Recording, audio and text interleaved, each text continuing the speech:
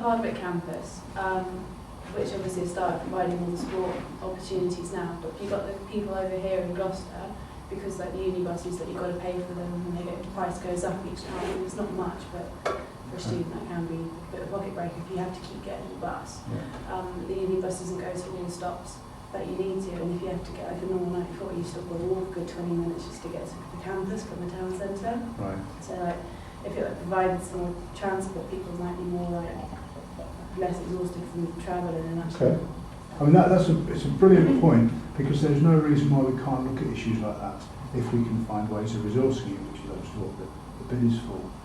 Is there anything else around transport that are any other issues? I was just going to say, because I mean, we're quite fortunate with our freshers as well that they are willing to put in like the time and the money to travel, because we have people come across from FCH and from Park, and so if they get the uni bus, that's sort of £1.40 every time that they come across, and the training session may only be you know, an hour or an hour and a half, and for some teams they're being given like coaches to have like a proper training session. You know, other teams, they may come across, they're paying that money and putting the time to travel, because you know it's not exactly a quick ride on the bus, and to come across for like a session that maybe sort of another student's organised or something, they're not even necessarily getting lots out of it, but they're still willing to put in the time and like money and effort to come across. Thank you. We ought to be helping you maybe to do that. Where it takes place, maybe is there an issue about the flexibility of, do you know all the places at all the campuses where you can go and play some sport if you want to? There's not that much to choose from. I know here in Hardwick. And then I there's know of here in Hardwick. Yeah, there's What about- tennis courts over at Park, isn't there? Yeah. Anybody use the tennis courts at Park? So you didn't know about tennis courts at Park? No, I never even would have known them. Okay. So there's an issue of what's They're not very available, nice isn't though. Well, no, but that's the point. Right, Sarah, why not though? What's wrong with tennis courts? Because no one looks after them. I think the gate's open so anyone can just go in there. There's leaves, the nets will break and stuff. So. Okay. I think, you know, our campuses can be like quite specific. So Yeah. we would say in my freshman year, I used to use the facilities here all the time. Like we'd be sat in the halls and we'd look out, and if there's no one on the Ashrow, we'd just go down and play. Yeah. Because we knew that it was there. But if you were studying on another campus, you don't have those same facilities like we were saying about Park with the tennis courts. Well, if you don't like tennis, what else are you going to do? And like as it came back earlier, they've got the green space and stuff, but we're not allowed to play ball games and things, and not even during the day. Right. So you kind of haven't got that access. And so I think maybe like the societies would be advertised more at other campuses rather than this here. It's more sort of, I think there's like a higher emphasis on sport, obviously, because we are majoritively sports students. Yeah. Yeah. Can I Do you just picking up on that point, do you think that there is a good enough connection for you as students between this campus and other campuses? No. Do you know other people on other campuses other than when you happen to Yeah, but it's through those sports teams? So in terms of, sorry, it sounds a bit like Fame, if you remember that from the 1980s, but you know, this idea that you're all interacting and sort of that having fun out somewhere else, whether it's on the tennis courts at Park or on a green space, if that isn't an issue. Is there an opportunity to link you up with art students at Pittville or business students at Park? I think it's because obviously we're in Gloucester, so people are going from Cheltenham. Like I know the majority, all of us live in Cheltenham, but we have to come over here for lectures and stuff. But people at Park and things won't come over. Say if we've organised a tournament or something, they won't come over here to take part in it because obviously they're coming to a campus they don't know and they don't know any of us.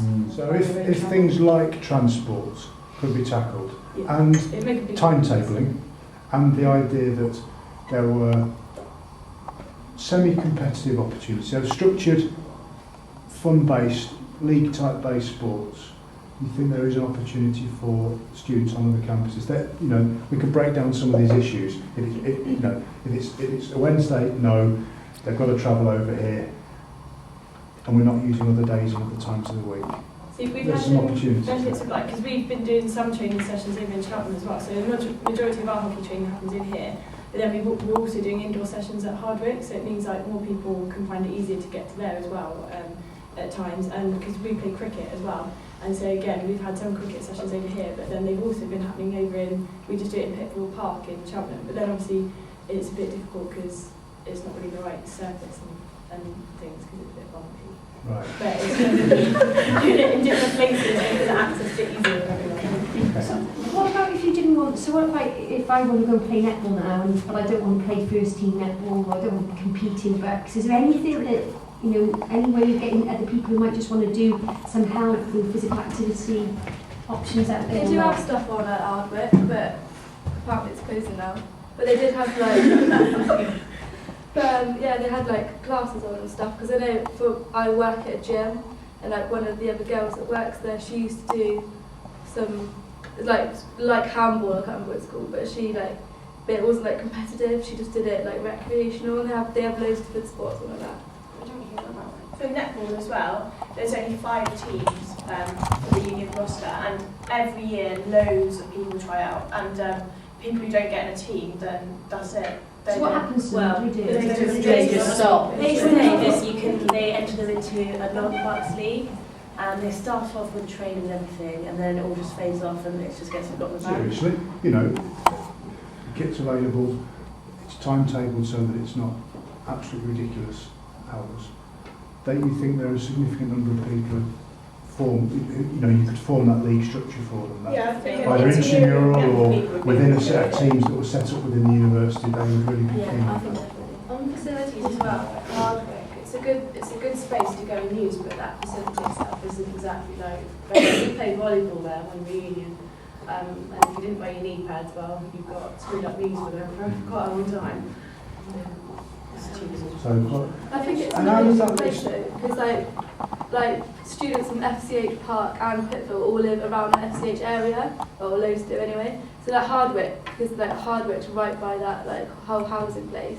So like not just sports students, but like everyone can just easily get there. And obviously that rules out the issue of transport as well. if somewhere like Leisure App was more available, do you think that the sorts of opportunities that you talked about with Hardwick could be transferred there if issues like cost and access were dealt with? Yeah, You know, the idea of a partnership with that leisure provider in terms of, here's the space, we've got loads of students all living around you. You know, I mean, what percentage of you are around that area? I think all of us live in that district. I personally wanted to play for an outside club for the last few years, but I just have not been able to afford to. Through sort of sign-up fees, match fees every week, you know, giving petrol money and things, I've not been able to. So if there had been anything going on a weekend like that, just with, you know, like multi-games, like every week, something a little bit different, just go to the park for a couple of hours or come to uni and sort of take part in that, I definitely would have done it. Just for something a bit of a change as well. I mean, when you're playing, if you are playing at your buck sport, you're doing the same thing every week for 3 years. And so it's really nice, like we said the other day, when we played against netball and we also play against football, and just get the chance to do sort of different sports and socialise with different people and do different things. And like the weekend would be an ideal time to do it, I think, because if you don't go home, then you tend to be, if you're not doing work, just sat about, Yeah, not really doing anything. and like for some of us, like before I came to uni, I did more than one sport, and then when you came to uni, you have to kind of like pick which one you want to do because nearly all games are on a Wednesday, so it doesn't like if you still want to carry on your other sport, you don't have the opportunity to do that really. Sure thing. I know that you like funding. I suggest that if you were going to get funding, to employ somebody who maybe is happy to organise random days where there's no work or where everybody's just handed in their work, where there's like tournaments. We had a dodgeball one this year and then there was a volleyball one as well, and lots of people came to them. There was 80 people at one, and in the end there were too many teams that it got boring because there were so many teams and you couldn't keep playing them all. Whereas if you did like 4 teams turn up today and then play for fun and then another 4 teams another day, but you need somebody who was happy to organise To coordinate it a bit. Yeah, because at the moment it's student based and there's certain individuals that are doing a lot and it's really hard to do all of them and do your own sport and your uni work, whereas if somebody was happy to do that, to run it, be a lot more organised as well than having students do it.